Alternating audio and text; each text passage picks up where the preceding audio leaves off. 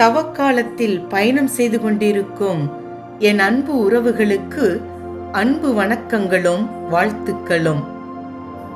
புனித மத்தேயு நற்செய்தி இயல் 5 இறை வாக்கியங்கள் 20 முதல் 26 இறைவன் நாம் தண்டனை பெறுவதற்கு முன் திருந்தி வாழ நமக்கு ஒரு அழைப்பை இன்று தருகிறார்.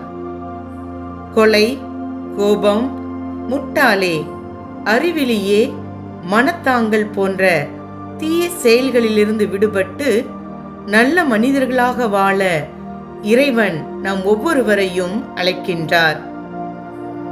பரிசேயர்களின் அறநெறி என்பது சட்டத்தை மட்டுமே சார்ந்ததாக அமைகிறது.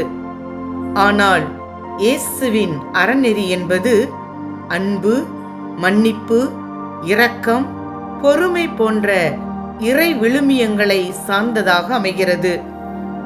இயேசு நான் பலியே அல்ல இரக்கத்தையே விரும்புகிறேன் என்று சொல்லி அவர்களின் சட்டத்திற்கு புதிய விளக்கம் தருகிறார்.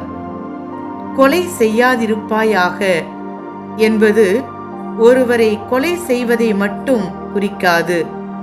மாறாக ஒருவனுடைய பெயரை கெடுப்பது, அவனுக்கு எதிராக பொய் சாட்சி சொல்வது, புரணி பேசுவது, பிறரிடம் சண்டை போடுவது, இவை அனைத்துமே நாம் ஒருவரை நம் மனத்தால் கொலை செய்வதற்கு சமம் என்கிறார் இயேசு.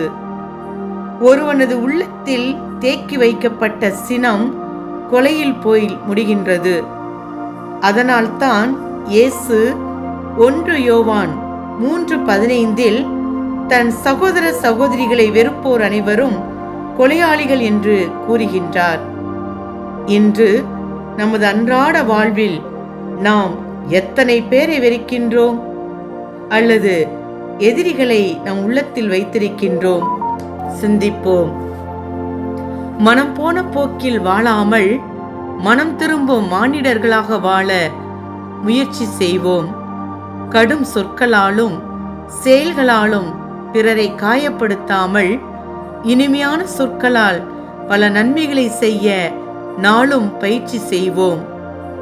நேர்மறை சிந்தனைகளை மண்ணில் விதைத்து சமுதாயத்தில் சகாப்தங்களை உருவாக்க இயேசுவை போல் நாமும் முன்மாதிரியாய் அறநெறி சிந்தனையுடன் வாழ்வோம். பிறரை வாழ்விக்க நாம் சாட்சியாய் வாழ்வோம்.